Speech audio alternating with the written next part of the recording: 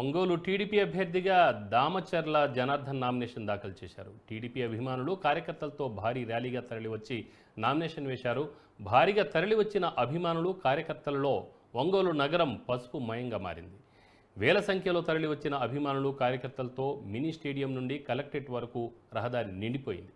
ఒంగోలు ఎమ్మెల్యేగా తాను ఎంపీగా మాగుంట శ్రీనివాసులరెడ్డి భారీ మెజార్టీతో విజయం సాధిస్తామని దామచర్ల జనార్దన్ ధీమా వ్యక్తం చేశారు. టీడీపీ ప్రవేశపెట్టిన సూపర్ సిక్స్కు ప్రజల నుంచి అనూహ్య స్పందన వస్తుందని అన్నారు. అరాచక వైసీపీ ప్రభుత్వాన్ని గద్దె దించేందుకు ప్రజలు సిద్ధంగా ఉన్నారని తెలిపారు.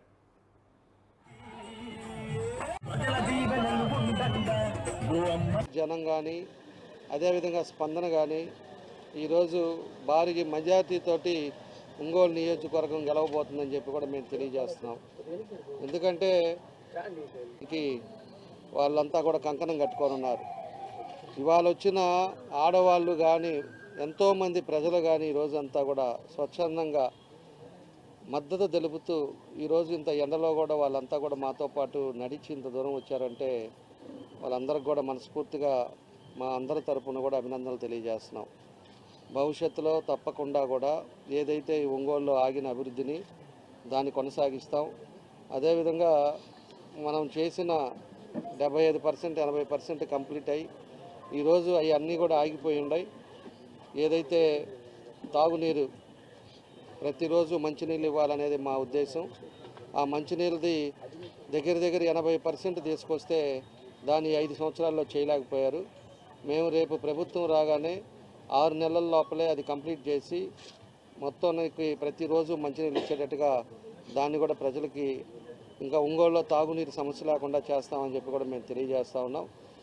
రెండవది వచ్చేసి పోతురాజు కాలువని 85 కోట్లు పెట్టి ఆ రోజు శాంక్షన్ చేపిస్తే అది కూడా చేత కాకుండా రాళ్ళకే పరిమితమై ఆ రోజు ప్రభుత్వం మారగానే ఫస్ట్ నెలలోనే ఫౌండేషన్ స్టోన్ వేసుకున్నారు. 10 సార్లు తిరిగితే ఫైనాన్స్లో అది శాంక్షన్ చేయించాం. దాన్ని 3 కాంట్రాక్టులు మారి దాన్ని కూడా కట్టలేక ఈరోజు ఆ వర్క్ క్యాన్సిల్ అయిపోయింది. ఆ వర్క్ ఈరోజు మళ్ళీ రీఎస్టిమేషన్ వేయించాలి. వేయించిన తర్వాత దాన్ని కూడా రేపు వచ్చేది తెలుగుదేశం ప్రభుత్వంలో దాన్ని కూడా 5 సంవత్సరాల లోపల దాన్ని 2 సంవత్సరాల్లో పూర్తి చేస్తామని చెప్పి కూడా మేము తెలియజేస్తున్నాం. అదేవిధంగా టిట్కో హౌసెస్ 80% కంప్లీట్ అయితే దగ్గర 4 లక్షల ఇల్లు ఈ రాష్ట్రంలో కడితే 4 లక్షల ఇల్లు పేద ప్రజలకి ఈలారిపోయాడు ఈ సైకో జగన్ రెడ్డి.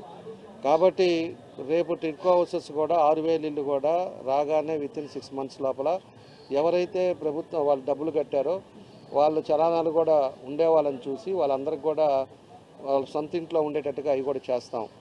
ఇంకా కూడా ఎవరైతే హౌసెస్ కానీ ఇట్లా లేక సొంత స్థలం లేక ఇబ్బందులు పడుతున్నారో వాళ్ళకి 2 సెంట్లు సైట్ ఇస్తామని చెప్పి కూడా మేము తెలియజేస్తూ ఉన్నాం. దాంట్లో కూడా మన మీడియా సోదరులందరూ కూడా కెమెరామెన్లు కానీ మీడియా వాళ్ళు కానీ ఎన్నోసార్లు నుంచి అడుగుతున్నారు. వాళ్ళకి 2.5 సెంటు ఈసారి తెలుగుదేశం పార్టీ ప్రభుత్వంలో వాళ్ళకు కూడా సపరేట్ జర్నలిస్ట్ కాలనీ వాళ్ళకి మేము తెలుగుదేశంలో ఈసారి పట్టాలు ఇస్తామని చెప్పి కూడా ఈ సందర్భంగా మేము తెలియజేస్తున్నాం. అదేవిధంగా ఇంకా ఉండేది ఏదైతే ఇంకా మేజర్ సమస్యలు మనకు వచ్చే లోపలికి బక్కిన కన్నాల బ్రిడ్జి ఒకటి ఆగింది. మా టైంలో 5 సంవత్సరాల్లో బ్రిడ్జిలన్నీ కట్టాను. ఒక బ్రిడ్జి ఈత మొక్కల బ్రిడ్జి ఒకటి ఆగింది. అది కూడా రేపు తెలుగుదేశం ప్రభుత్వంలో అది కూడా కంప్లీట్ చేస్తాం. ఒక స్టేడియం అవసరం ఉంది. స్టేడియంను కూడా తెలుగుదేశం పార్టీలో అది కూడా తీసుకొస్తాం. అప్పుడు నేను అండర్ గ్రౌండ్ డ్రైనేజ్ సిస్టమ్ అని చెప్పేసి చెప్పడం జరిగింది. రేపు ప్రభుత్వం వచ్చిన తర్వాత అండర్ గ్రౌండ్ డ్రైనేజ్ సిస్టాన్ని 500 కోట్లతోటి దాన్ని ఎస్టిమేషన్ వేయించేసి ఈ 2-3 సంవత్సరాల్లో అండర్ గ్రౌండ్ డ్రైనేజ్ సిస్టమ్ కూడా కంప్లీట్ చేస్తాం. Under ground water line, drainage system, అదేవిధంగా ఎలక్ట్రికల్ లైన్స్ ఏది కూడా ఇంకా పోల్కి వైర్ అనేది లేకుండా ఆధునీకరణ చేస్తాం. ఒంగోలు బ్యూటిఫికేషన్ చేస్తాం. ఒంగోలుని కొత్త రకమైన ఇంకా మార్పులు తీసుకొస్తాం.